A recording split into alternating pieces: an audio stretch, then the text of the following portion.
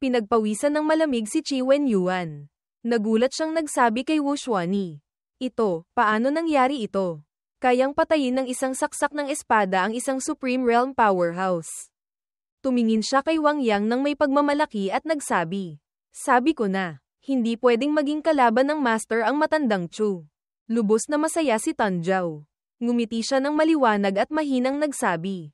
Salamat langit, salamat lupa. Muling nagtagumpay ang Supreme Master. Magkalas ang mga kamay ni Wu Meiniang, Yun Meiniang, sa dibdib. Lubos niyang ipinagmamalaki ang kanyang matalinong desisyon at nagsabi. Tama ang aking taya, wala pang ilang araw. Nabayaran na ang malaking paghihiganti. Mukhang kailangan kong maging mas malapit kay Kuya Wang Yang sa hinaharap. Sa sandaling ito, nakahiga si Old Man Zuan sa lupa. Duguan. Nakakatakot tingnan. Ang kanyang mukha ay kulay abo na parang dahon ng saging. Malabo ang kanyang mga mata. Puno ng kawalan ng pag-asa.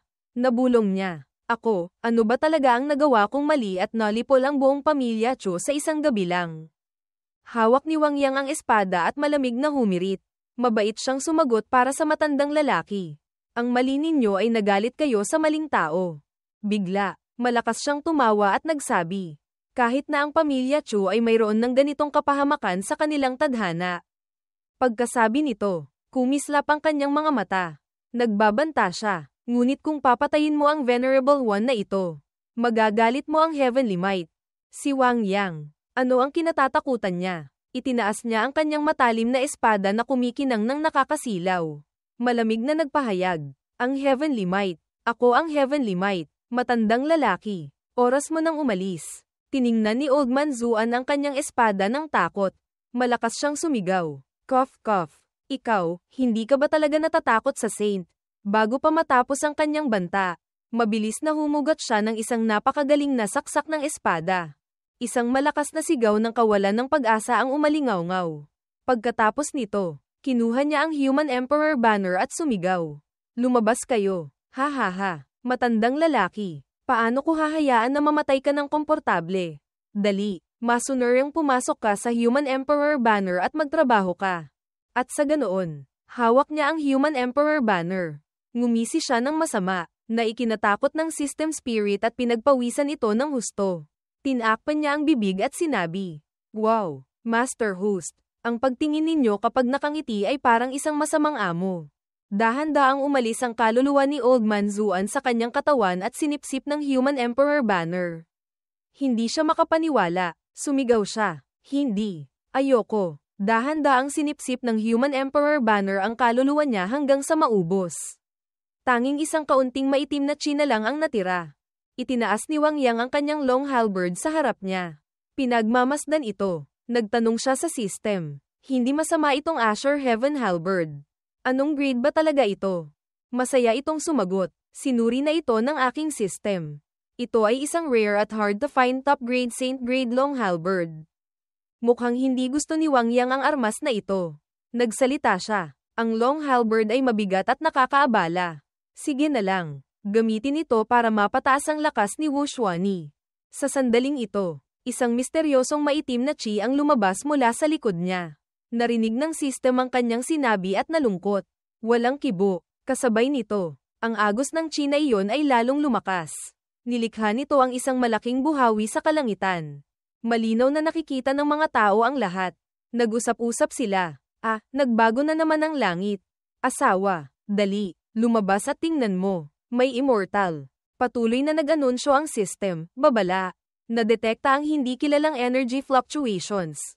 Babala. Hindi karaniwan ang life signal ng target. Antas, hindi kilala. Babala, bumababa ang stability ng space. Lubos na nagulat si Wang Yang at nagtanong sa system. Nagtago ba itong matanda ng iba pang sikreto hanggang sa huling sandali? Kahit ang system spirit ay hindi alam. Nag-aalala itong sinabi. Ay ito, paano nangyari ito? Baka may isang saint na personal na nagpakita. Matulin siyang tumingin dito at nagtanong. Sabi ko, asong system, basta lang ako nag-aksyon sa isang matanda. Bakit naman saint pa ang nanghimasok? Ang system ay namamatay din sa sakit ng ulo. Pinaikit niya ang mga mata at tinakpan ang mga tenga. Ayaw na niyang marinig. Nabulong siya. Hindi alam ng aking system. Hindi sapat ang lakas ng aking system ngayon. Wala akong awtoridad na suriin ang antas ng kalaban. Kaya ko lang mahulaan na ito ay hindi bababa sa quasi-saint level. Sa kalangitan, lumitaw ang isang pares ng pulang mga mata, na nakatayo ng matindi sa gitna ng madilim na langit. Ang maitim na mukha na may pulang mga mata sa langit ay malakas na nagtanong sa kanya. Sino ka ba talaga? Naglakas loob kang patayin ang mga tao ng pamilya Chu at galitin ang Heavenly Might. Naningkit ang mga mata ni Wang Yang habang nakatingin sa matanda at sinabi. Galitin ang Heavenly Might, matandang multo ng pamilya Chu. Pinatay ko sila. Sino ang nagutos sa kanya na galitin ako? Sa kanyang puso, lihim niyang naisip, kailangan ko munang sukatin ang lakas ng saint na ito. Ang mga salitang ito ay ikinagalit ng matanda. Sumigaw siya ng malakas. Mayabang na kulisap, hindi mo ba alam na ang pamilya Chu ay mayroong quasi-saint na nagpoprotekta sa kanila? Sa tingin ng Venerable One na ito, hindi ka na gustong mabuhay. Pagkasabi niyan, nagpalabas siya ng spirit energy na parang kidlat patungo kay Wang Yang. Wala siyang takot, nakatayo siya ng diretso, hindi gumagalaw. Umalinaw-ngaw ang malakas na pagsabog. Umulan ang usok at alikabok. Magkalis ang mga kamay ni Yun Mei Niyang sa dibdib. Kumunat ang noo niya at naisip, hindi ko inaasahan na mayroong ganitong malakas na sandigan ang pamilya Chu. Kaya pala, naglakas loob silang sirain ang aking ama. Ang hari, nag-aalala si Tan Zhao at tinawag siya. Supreme Master. Takot na takot din si Wu Xuanyi. Malakas siyang tinawag. Hindi maganda, Master. Sa sandaling ito, hinugot ni Wang Yang ang kanyang espada at ginamit ang Chen Kun Heavenly Kang Art, Profound Light Resisting Thunder. Ang kanyang buong katawan ay nagpalabas ng malakas na gintong spirit energy. Malamig siyang humirit, mukhang ang quasi-saint ay wala ring ganoong kalakas. Pagkasabi niyan, lumipad siya patungo sa matanda. Tiningnan siya ng matanda na papalapit. Nagulat siya. Tanga, walang kwenta. Sumigaw siya. Ikaw, naglakas loob kang labanan ang Venerable One na ito. Kalmado siyang sumagot. Labanan. Kung may kakayahan ka, hindi ka rito magdudulot ng ganyang ingay. Umalis ka na para sa Venerable One na ito. Winagayway ni Wang Yang ang kanyang kamay. Ang Heavenly Flame 9 Tribulation Sword Mid-Stage Technique ay ginamit ng epektibo. Kasabay nito, pinagsama niya ito sa Void Termination Heaven Technique. Lumikha ng nakakatakot na lakas. Umalinaw-ngaw ang malakas na pagsabog. Nagpalabas ng ginto, bumuo ng isang bowl ang apoy sa kalangitan. Tinakpan ng tatlong babae ang kanilang mga mata. Nag-alala si Wu Xuanyi at naisip, mananalo ang master. Umaasa rin si Tan Zhao na magiging maayos ang Supreme Master. Si Yun Mei Niyang naman ay nag-iisip, napakagaling talaga. Hindi ko alam kung ilan pa ang mga nakatagong card ni Kuya Wang Yang. Mukhang hindi rin ako pwedeng maging tamad. Hindi nagtagal, nakatayo siya, hawak ang espada, napakamarangal, at malamig na humirit ng may paghamak. Ang quasi-saint ay ganito lang pala. Kasabay nito, lumitaw ang mga bitak sa salamin. Isang tao ang nakaupo sa upuan. Napapalibutan ng kumikinang na mga salamin. Nabulong ng matanda, isang mayabang na bata. Naglakas loob kang umaksyon sa aking out-of-body incarnation. Pero bakit hindi epektibo ang heavenly punishment kanina? Baka isa rin siyang daw master. Matapos siyang harapin, lumipad si Wang Yang pababa sa lupa.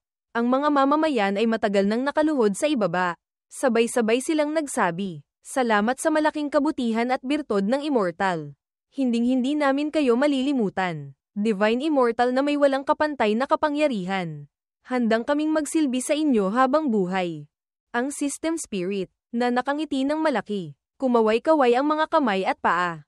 Nagsabi sa kanya, wow, Master Host, napakalakas ninyo. Naglakas loob kayong direktang harapin ang quasi-saint Heavenly Might. Bigla, kinaskas niya ang noo nito. Sumigaw sa sakit ang system.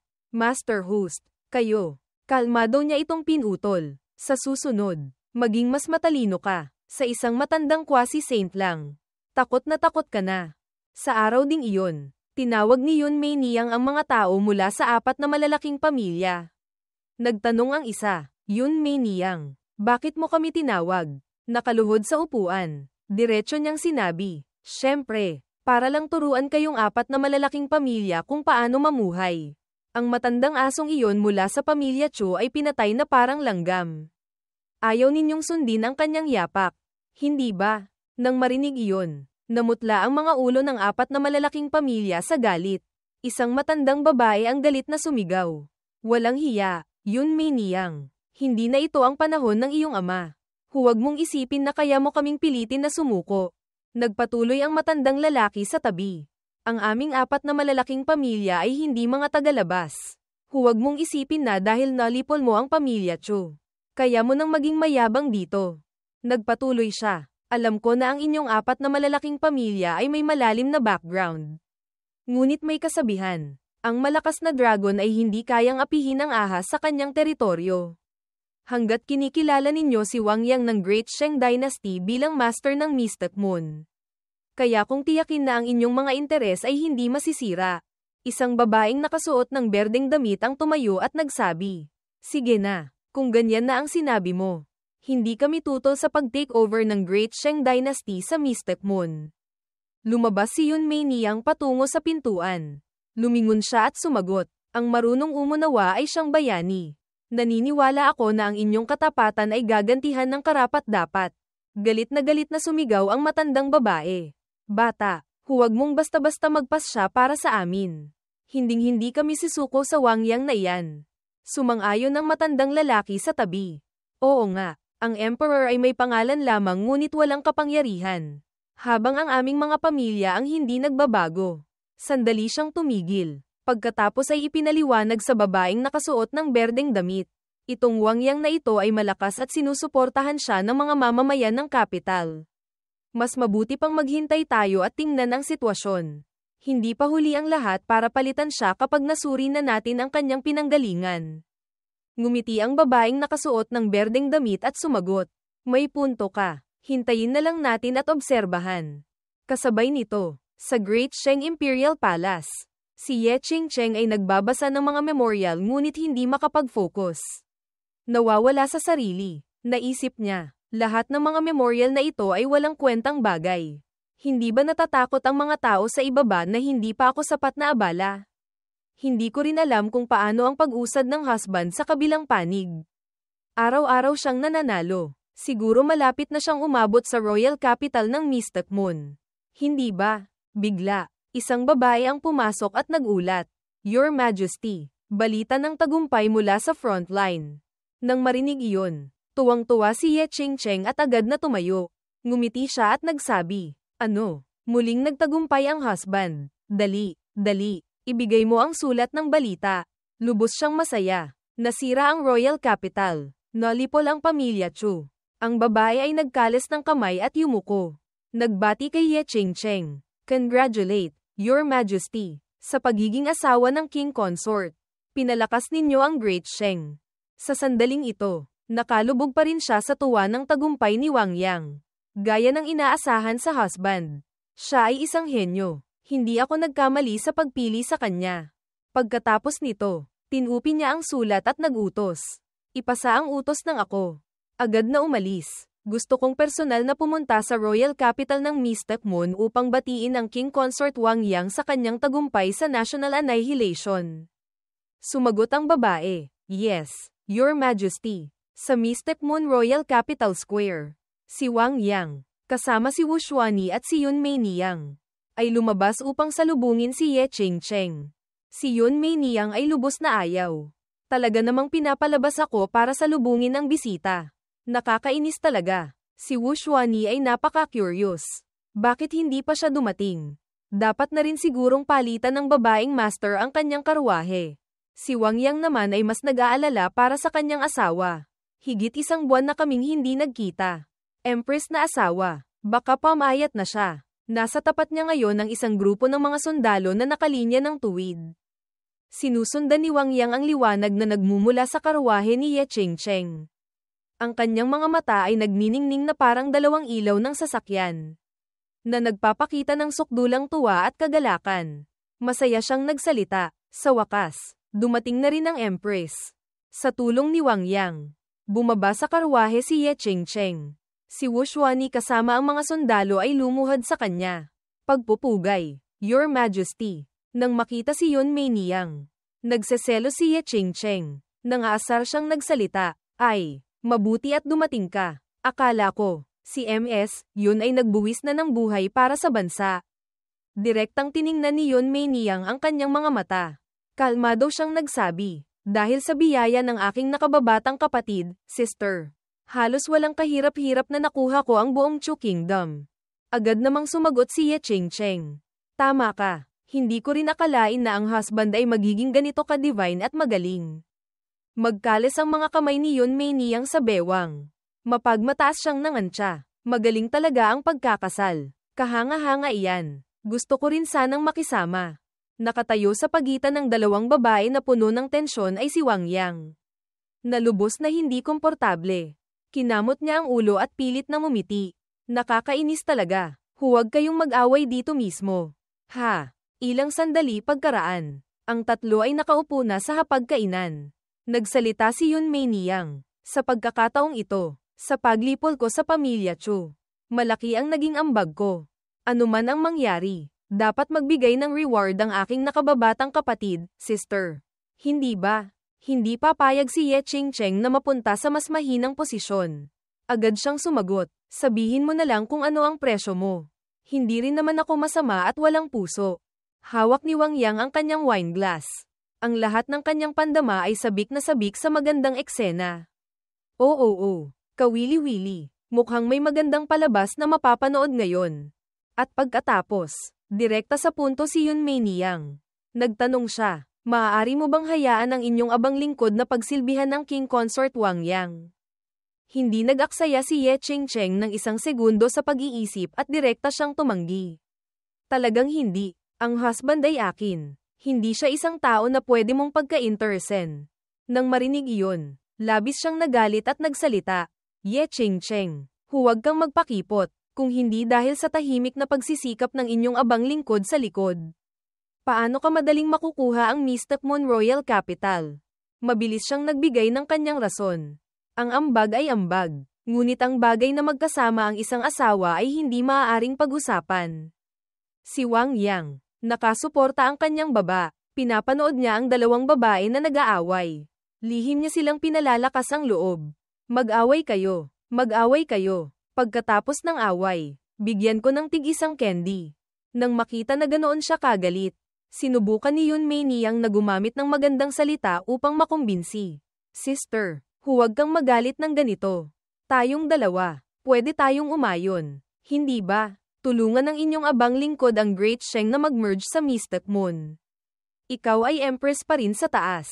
Ngunit ang inyong abang lingkod ay gusto lang ng isang lugar sa harem. Ano sa palagay mo? Nang marinig iyon, nagtaka si Ye Ching-cheng at nagtanong. Ano? Mag-merge ang Great Sheng at Mystic Moon. At ako ay Empress pa rin. At sa ganoon, seryoso siyang sumang-ayon. Ito ay talaga namang hindi masamang presyo. Ako ay sumasang-ayon. Tiningnan siya ni Yun Mei Niyang nang hindi makapaniwala. Akala ko ay tatanggi ang aking nakababatang kapatid, sister. Sa kanyang puso, lihim siyang nagsisi. Nakakainis. Masyadong mababa ang presyo. Nahuli ako ng babaeng ito. Habang nanonood ng magandang eksena, hindi naging masaya si Wang Yang. Galit siyang tumayo at hinampas ang dalawang kamay sa mesa. Sumigaw ng malakas. Hindi ako sumasang-ayon. Bakit kayo bigla na lang nagkasundo at ipinagbili ako? Nakapikit ang mga mata ni Ye Ching-cheng habang nakatingin sa kanya. Malamig siyang nagpahayag. Walang bisa ang pagtutol. Husband, huwag kang magpakita na parabang napapaboran ka na hindi dapat. Dahil marami ang gusto nito. Nang lumitaw ang system spirit, sinabi niya rito, ano ito? Nagkasundo sila at pinipilit akong sumama sa kanila, makipagkasal. Sumama sa pamilya. Tumawa ito ng mapanukso. Master host, hanggang tenga na po ang ngiti ninyo. Bakit pa kayo nagpapanggap? Nang malantad siya, ninervyos siya kaya hinaplos niya ito. Kung hindi ka magsasalita, walang magsasabi na tanga ka. Pagkatapos nito, hindi niya maiwasang kurot ang pisngi nito. Galit na nagngalit ang ngipin. Sabi ko, asong system, nakalimutan mo na yata, nasaan ang reward ko sa paglipol ng bansa? Sinubukan nitong tanggalin ang kanyang kamay at sinabi, nandito na po, Master host, huwag po kayong magmadali. Pagkalipas ng isang segundo, Masaya itong nagtaas ng 9 Heavens Profound Thunder record at nagsabi, "Congratulate, host, nakumpleto ang misyon ng paglipol ng bansa. Reward, malaking regalo. Congratulate, host, nakakuha ng Saint Grade Mid-Grade Cultivation Technique. 9 Heavens Profound Thunder record. Saint Grade High-Grade Weapon. Sky Splitting Absolute Boundary Sword. Kasama ng Saint Grade Mid-Grade Magic Treasure. Destiny Jade Pendant." Medyo hindi nasisiyahan si Wang Yang at nagreklamo. Masyadong ordinaryo itong mga bagay na ito. Asong system. Sa tingin mo ba na sa pamamagitan ng paggamit ng mga bagay na ito ay mapapaalis mo ako? Pagkasabi pa lang niya, inihagis niya sa kanya ang isang piraso ng heavenly daw. Mabilis niyang ipinaliwanag. Hindi, talagang hindi. Ang susunod na item ay ang penultimate, panghuli, malaking reward. Isang piraso ng heavenly daw. Hawak ang piraso ng heavenly daw sa kanyang kamay. Sinabi niya, "Okay lang ito. Hindi na sayang ang pagsisikap ko kamakailan sa pagtaas ng antas."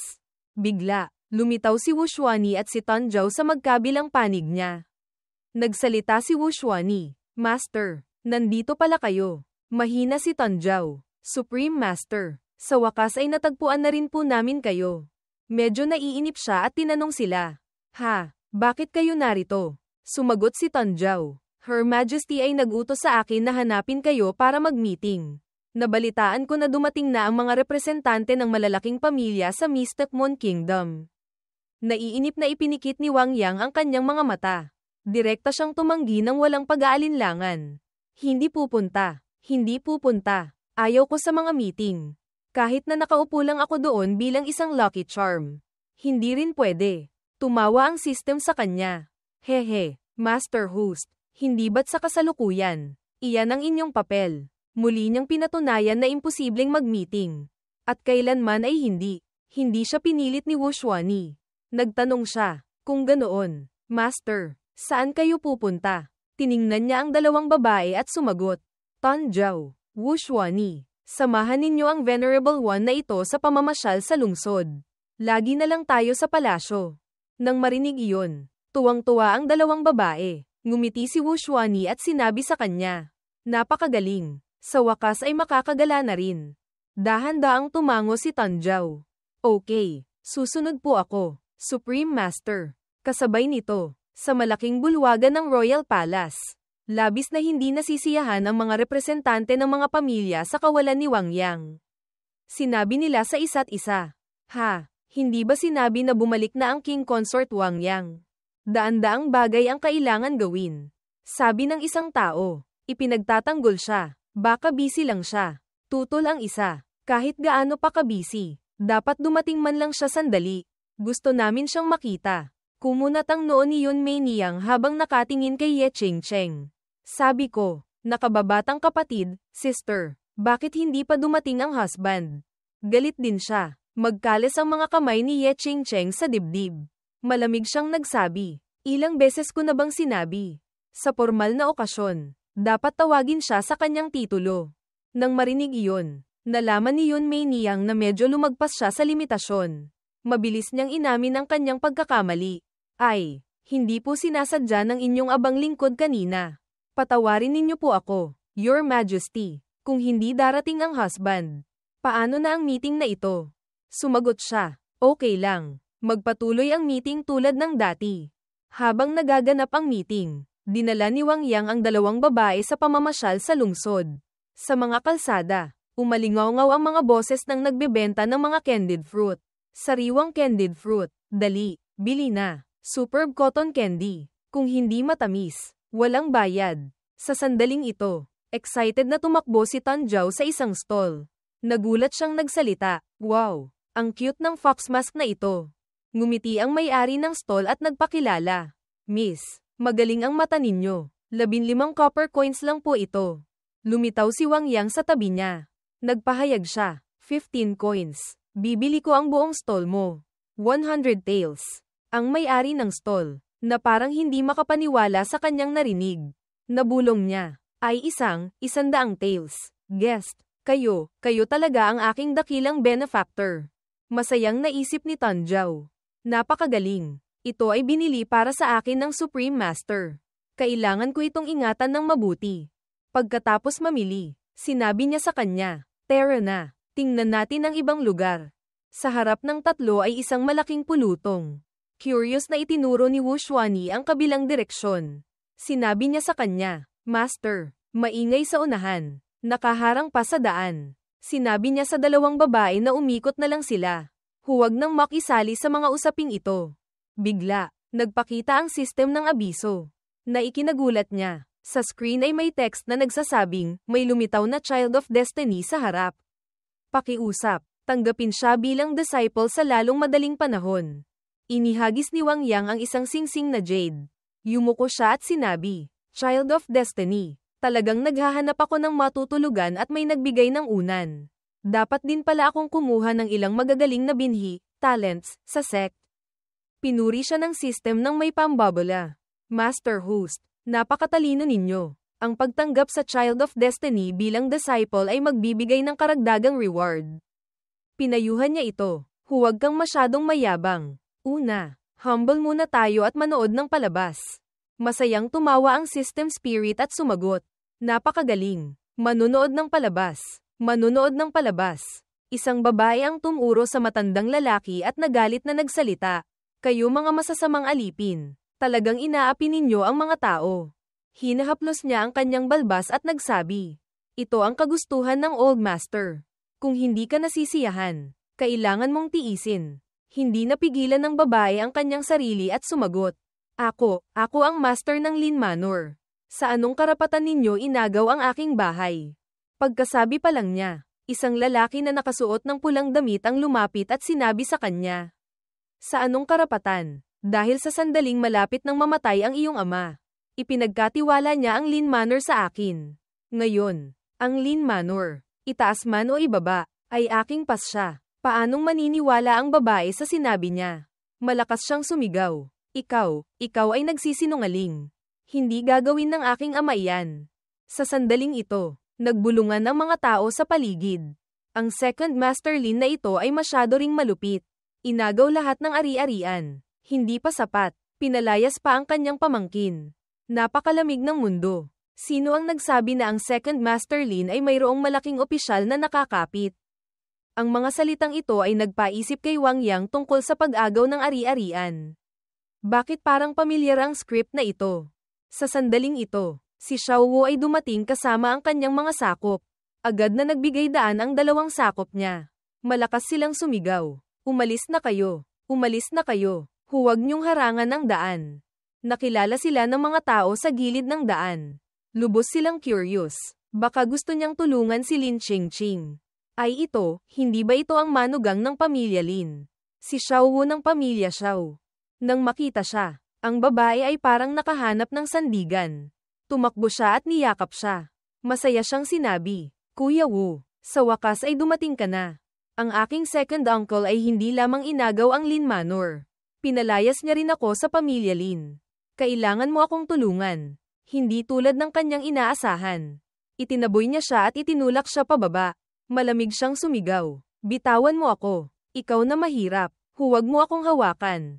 Hindi makapaniwala si Lin Qingqing na magiging ganito ang kanyang fiancé. Masakit siyang nagtanong, "Ikaw, bakit ka ganyan?" Ako ang iyong fiancé." Sa sandaling ito, tumingin siya sa babaeng nakahawak sa kanyang kamay. Malumanay niyang sinabi, "Fiancé, ang gusto kong pakasalan ay ang eldest young lady ng pamilya Lin. Nandito ako ngayon para sabihin sa iyo.